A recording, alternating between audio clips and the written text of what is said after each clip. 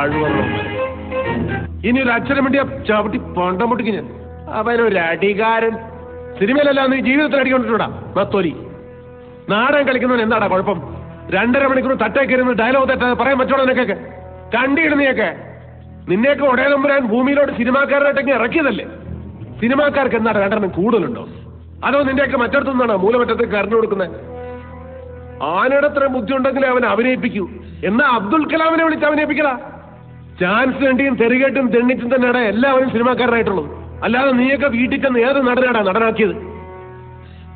തിന്ന് എല്ലിൻ്റെ കയറിയപ്പോ നിനക്കൊക്കെ ചാൻസ് വെച്ച് വരുന്നവരോടൊരു പോയി. ഞാൻ ഈ ഊത്തവരിലേക്ക് ഞാൻ എന്റെ പൂഞ്ഞാണി വന്ന് ചെയ്തത്.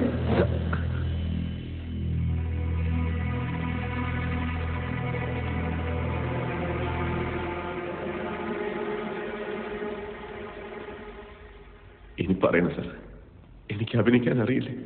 ഞാൻ നന്നായിട്ട് അഭിനയിച്ചില്ലേ? നിങ്ങളിപ്പോ പേടിച്ചില്ലേ ഇല്ലേ? വീട്ടുകാരോടും നാട്ടുകാരോടും ഒരുപാട് നുണ പറഞ്ഞിട്ടാ സാറേ ഞാൻ അറിഞ്ഞിട്ടില്ല. ഞാൻ ചെയ്തതൊക്കെ ശരിയാണോ എന്ന് എനിക്കറിയില്ല. അറിയാവുന്ന പോലെയല്ലേ സാർ കാര്യങ്ങളൊക്കെ ചെയ്യാൻ പറ്റും. പറ്റുന്നതിന്റെ പരമാവധി ഞാൻ ചെയ്തു.